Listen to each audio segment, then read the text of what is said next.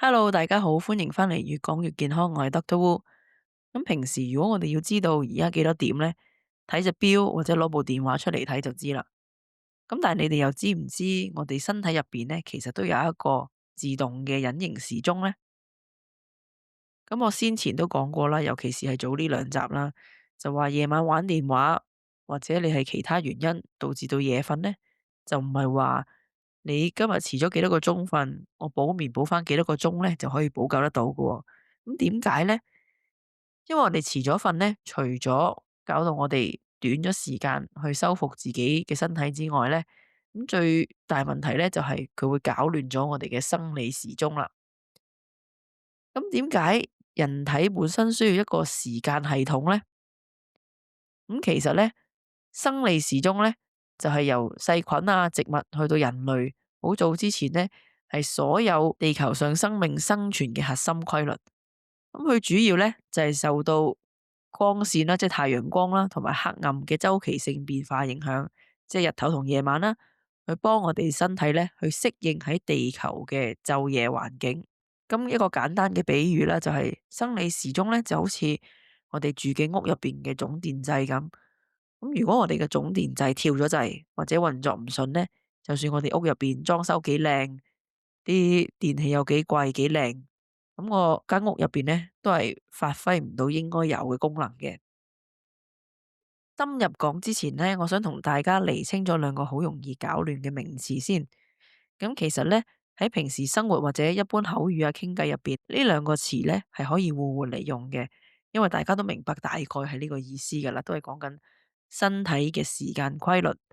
不過咧，如果你係嚴格啲由科學嘅角度睇咧，其實兩者咧係有一層微細、好微細，但係都重要嘅分別。咁呢兩個字咧就係生理時鐘同埋生理節律，英文咧就係 biological clock 同埋 circadian rhythm。咁首先講下乜嘢係生理時鐘 biological clock 先啦。咁佢就係咧身體入邊嗰隻錶啦。咁呢個係身體入邊已經內建咗整好咗嘅一個計時嘅機制。咁佢個功能咧就係負責計時啦，話俾身體聽而家係幾多點，甚至係乜嘢季節。咁佢除咗管24小時之外咧，佢都會管嚟話點解動物會知道某個時間佢要開始冬眠呢？或者近啲嘅就係我哋點解女性嘅身體會知道大概28日就會有一次月經周期呢？咁呢啲咧都係生理時鐘喺度計時嘅。咁一個好有趣嘅一個資訊啦，就係科學家做過研究，就係話如果將人擺喺一個完全漆黑嘅山窿，咁即係代表佢哋睇唔到幾時係朝頭早啦，幾時係夜晚，係咪？咁但係我哋身體咧係有呢個內置咗嘅錶嘅喎。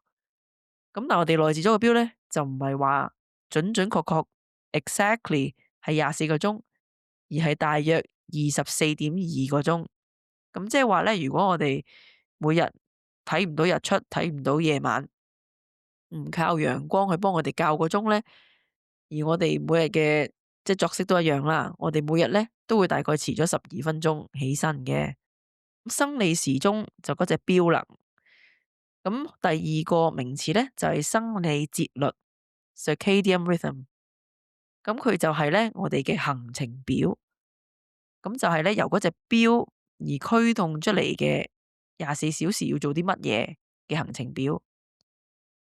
咁就係生理時鐘係個因，負責計時；而生理節律咧就係個果啦，負責去執行。例如就話，我哋嘅身體會知道幾時要想瞓，幾時要醒。咁呢份行程表咧就會受外在環境影響而自動調整。咁我哋個腦入邊咧都有一個特別嘅區域去管一個生理時鐘同埋生理節律嘅喎。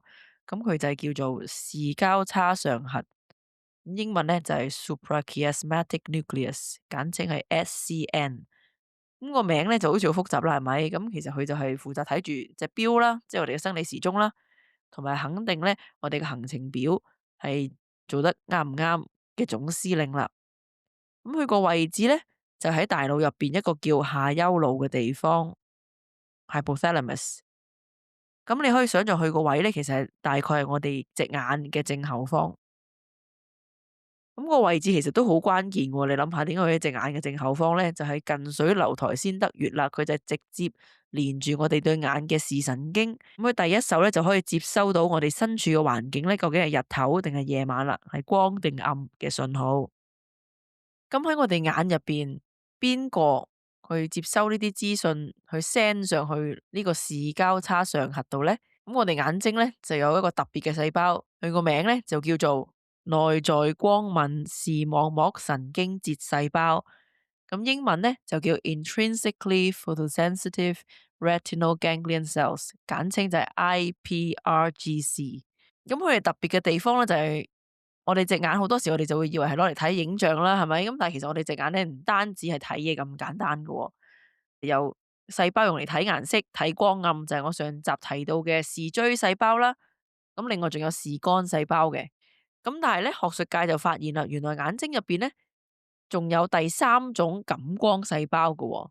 咁就係呢一個內在光敏視網膜神經節細胞啦 （IPRGC）。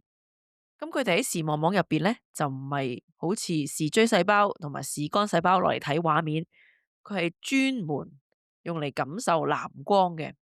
咁就將呢個光暗嘅信號咧，直接傳俾大腦啦，就係視交叉上核啦。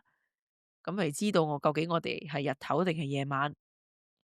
咁一個有趣嘅一個歷史咧，可以同大家分享一下嘅就係1923年，多過100年前嘅研究噶啦。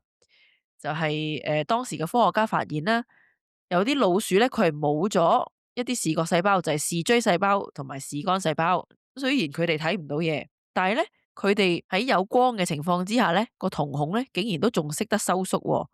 咁呢個實驗咧就證明咗眼睛入邊除咗就係視錐同埋視杆細胞係可以攞嚟睇嘢、感覺到光之外咧，原來我哋隻眼入邊仲有一個獨立嘅感光系統，就係專門話俾我哋聽，而家係究竟日頭定夜晚、光定暗，咁就係呢一種內在光敏視網膜神經節細胞啦。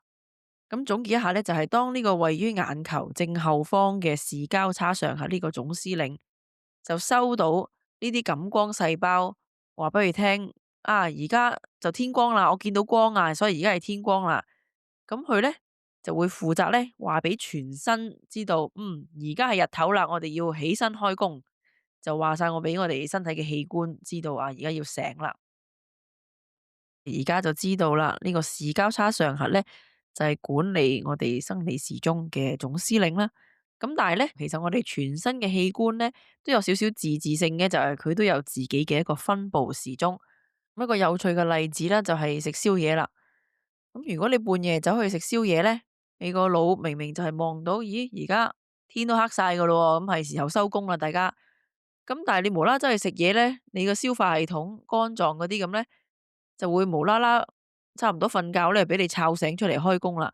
咁呢種咧就會搞到我哋腦部同埋個器官唔同步，咁令到你個肝咧就喺胰島素最唔敏感嘅時間咧，夾硬去處理血糖，咁就係結果咧脂肪會特別容易堆積啦。所以點解咧啲人就係話，如果食宵夜咧就易肥。咁另外一個延伸嘅例子啦，就係會講翻手機藍光嘅呢個問題。咁你想象下啦，當你半夜一邊碌電話，一路食宵夜添加埋，咁你個大腦咧就係接收到藍光，可能以為啊而家係下晝2點，咁就可能明明就嚟要瞓噶啦，又突然間醒翻去熄翻佢個褪黑色素，唔俾你瞓。咁你個消化系統同埋肝臟咧收到嘢食喎，咁佢哋就可能以為，咦，乜而家係早餐咧咁樣，咁佢又開始咧就要開工幫你消化食物啦、代謝食物咯，係咪？咁結果咧就係你自己一個人喺屋企啦，坐喺房，明明係半夜，咁但係咧個腦同埋個肝臟就係過緊兩個完全唔同嘅時差啦。咁呢啲咧就會搞到你個身體大混亂，明明你冇去旅行，冇出埠。但係咧，個人都會攰，都會代謝差啦，因為就係成個身體嘅器官唔係同步啦。咁我哋嘅生理時鐘同埋生理節律咧，本身就係應該同我哋嘅大自然環境一齊行啦。咁即係代表係跟住我哋嘅太陽行啦。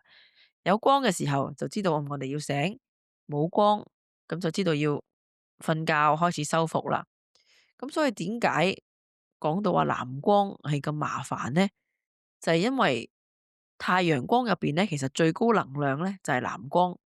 即係可見光入邊啦。日頭咧，你隻眼望到接收到藍光咧，就會令你充滿活力啦。咁你因為知道係日頭，咁但係夜晚嗰啲藍光咧，就會呃咗我哋腦入邊個總司令啦，呃咗我哋嘅視交叉上核啦。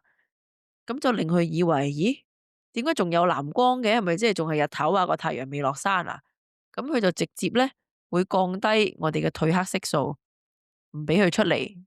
即係話唔俾指示話啊，係時候瞓覺啦，係時候休息啦。咁我哋身體咧就接收唔到一個可以瞓覺、可以休息嘅指令。咁啊調翻轉啦，可能香港就唔會太受影響啦。但係如果你住喺一個高緯度啲嘅問題咧，可能你就會發覺啦，冬天咧嘅問題特別辛苦啦，因為冬天嘅日照短啦，你個視交叉上核個總司令咧收唔夠光咧，咁搞到咧個褪黑色素咧就分泌太長啦。因為佢夜晚時間太耐啊嘛，冇乜光去刺激，咁變咗日頭咧就會比較攰啦。咁夜晚咧反而唔夠清醒。咁呢個情況咧喺一啲高緯度嘅地區啦，啲人咧都好常見嘅，就係一個季節性情緒障礙。咁講到生理時鐘同埋生理節律咧，我仲好想強調一點就係男女係非常之不同嘅，女性係特別敏感，因為女性咧係經歷一個多重節律系統，所以我想喺度咧藉此幫所有女性講一句公道嘅說話，就係好多人會以為女性嘅周期咧只係一個月流嗰幾日血啫，係咪先？咁其實你流嗰幾日血都唔係一件好舒服嘅事啦，係咪先？咁但係即使係咁，嗰幾日咧，真係只係冰山一角嘅啫。女性嘅身體入邊係喺28入邊咧，每日都係經歷緊一個好劇烈嘅化學變動。咁對比起男性咧，男性只係有一層24小時嘅生理時鐘嘅啫，好似行直線咁簡單。即係日頭朝早就好有能量做嘢，夜晚瞓覺搞掂。咁但係女仔咧係疊加咗一層月亮嘅節律。咁女性就係有呢一個荷爾蒙過山車啦。咁男性嘅荷爾蒙啦，即係尤其是係睾丸酮啦，就係每日朝早係最高，夜晚係最低，好穩定。咁但係女性咧就有啲唔同咯，因為我哋嘅雌激素同埋黃體素咧喺呢28日入邊咧就唔係跟住24小時呢個節律嘅，係呢28日呢個時候咧係會經歷好多次嘅大升大跌啦。咁呢啲荷爾蒙咧係會直接影響大腦嗰個總指揮，就係視交叉上核啦。咁例如就係雌激素高嘅時候，女性啦會對光線特別敏感，咁啊生理時鐘會行得比較快。咁而黃體素高嘅時候咧，你嘅基礎體溫咧就會升大概0.3至0.5度。所以俾大家想象一下，尤其是男士們啦，佢哋冇經歷呢一個荷爾蒙過山車。如果你嘅體溫每日都唔同，而你對光嘅敏感度每個星期都喺度變。咁你嘅身體仲可唔可以好輕易而且準確咁對準呢個生理時鐘同埋個節律呢？咁其實係好難嘅。咁所以呢個咧原因呢，就係點解女性會更加容易受失眠、焦慮同埋疲勞困擾啦。所以我非常之希望男性們，你哋有呢個荷爾蒙比較穩定嘅一個優勢呢。如果能夠體諒你嘅伴侶，尤其是有一啲女性可能荷爾蒙波動特別大嘅咧，希望你哋能夠體諒，並且好好照顧佢哋。咁所以點解夜瞓啊呢啲咁樣咧，會對女性嘅傷害更加大咧？尤其是係喺你月經之前啦，體溫已經高咗，個人已經比較敏感咗，咁你仲加埋半夜玩手機，咁呢啲藍光咧對你個總司令視交叉上核咧嘅影響咧，會比平時大得多。即係話本身嗰個周期可能已經比較亂，而你再加其他嘢落去，整到佢更加亂啦。咁就會令你原本已經比較辛苦嘅28日咧，就更加難捱。咁所以咧，女性嘅節律咧，唔係只係一層咁簡單，而係除咗佢有24小時嘅節律之外咧，另外搭上去咧，仲有係長達1個月啦，環環相扣嘅一個動態過程。咁尤其是加埋現代女性啦，要返工同埋可能要照顧小朋友，甚至可能要照顧埋屋企嘅嘢咧，真係唔容易去處理嘅。咁如果我哋生理時鐘長期被打亂，咁會發生咩事呢？咁我就要不得不提呢一個深夜嘅腦清潔工程啦。咁點解我哋一定要喺啱嘅時間瞓覺呢？因為喺我哋嘅大腦入邊咧，有一套叫做類淋巴系統。glymphatic system 嘅一個清潔機制。咁佢哋就好似係一個深夜清潔隊咁樣。咁當你入咗去呢個深層睡眠嘅時候，而且喺個生理節律係對準啱時間嘅時候咧，咁我哋嘅大腦細胞咧會稍為縮細少少，去騰出空間咧，等我哋嘅腦脊液去流過個腦，咁去沖走咧我哋成日積落嚟嘅一啲代謝廢物。咁即係類似就係話，當你瞓着咗之後咧，佢哋就開始洗街啦，佢哋就會排好啲位，然後咧沖一沖條街，沖走垃圾咁。咁尤其是沖走啲乜嘢啊？例如類澱粉蛋白，咁類澱粉蛋白咧，如果積聚得多咧，就係會導致老人痴呆症，即係腦退化嘅元兇嚟嘅。咁所以關鍵咧就係在於呢啲洗街隊咧，就係要準時開工、準時收工嘅。咁如果你過咗呢個生理時鐘窗口，即係話佢哋應該開工清潔嘅時間，咁就算你之後補翻10個鐘，即係喺佢收工嘅時候，你叫佢清潔，咁佢都係唔會清潔嘅。咁啲腦部垃圾咧就會積聚咗喺度啦。咁第時咧，你會患上老人痴呆症，即係腦退化嘅風險咧，亦都會高咗。咁另外咧，有一個都好有趣嘅就係時間醫學 （chronopharmacology）。咁即係話咧，你幾點食邊一隻藥咧，都有啲講究嘅喎。咁因為既然全身器官都有個鐘啦，咁食藥咧就唔係話每日你食夠3次咁簡單啦。而家開始有研究發現，如果你跟住我哋嘅節律去服藥咧，個效果會差好遠嘅喎。例如一啲高血壓藥啊，喺夜晚食可能會比朝早食更加能夠保護心臟。因為心血管系統咧，佢哋都有自己嘅一個時鐘同埋規律。咁如果你個生理時鐘長期好紊亂嘅話，呢個代價就係個總電掣會長期跳掣啦。咁後果你會覺得攰啊，即係好多嘢就會亂晒龍啦。好似頭先咁講，譬如話你因為宵夜搞到個時間亂咗，咁你就會易肥啦。如果 skip 咗一啲清潔啊或者修補嘅時候咧，咁你有啲心血管疾病啊，甚至腫瘤咧都會生長比較加速嘅。咁有啲比較新嘅研究指出咧，好得意喎，就係話當你嘅生理時鐘亂咗咧，身體嘅免疫細胞咧就會傻咗嘅喎，即係會失去咗可以認到敵人定係認到自己嘅時間感。咁令到咧，如果你本身係有癌症嘅話咧，咁癌症咧有機會咧夜晚偷偷地出嚟擴散啦，因為免疫細胞可能睇佢唔到啦喺呢個時候。咁其實我哋嘅身體咧就好似一間好大嘅工廠，咁我哋需要咧就係一個統一嘅時鐘，咁即係我哋嘅生理時鐘啦。因為咁樣咧就可以確保我哋每一步每一個器官嘅運作咧都係根據同一個時間標準去運行。咁如果我哋個時鐘呢度擺一個，嗰度擺一個，仲要係亂晒時間嘅話咧，咁大家唔同部門、唔同器官嘅運作咧，就唔得同步啦，唔可以合作得好好啦。咁就變咗，譬如話我哋應該要做嘢嘅時候，可能我哋走咗去維修；應該維修嘅時候，我哋走咗去做嘢。咁個工廠咧都唔會運行得耐啦，係咪？咁所以我哋最緊要就係要搞好個鐘，就係已經對佢我哋嘅工廠或者我哋嘅公司係一個最好嘅長期投資。咁所以咧，趁住2026年嘅開頭咧，我哋一齊去搞好我哋嘅生理時鐘，整好我哋啲自己身體工廠嘅時間表。咁等到咧，我哋成個工廠每一個部位嘅運行咧，都係順暢，咁自然病痛後嚟咧都會少啲啦。多謝收聽，越講越健康，我係 Doctor Wu，我哋下次再見。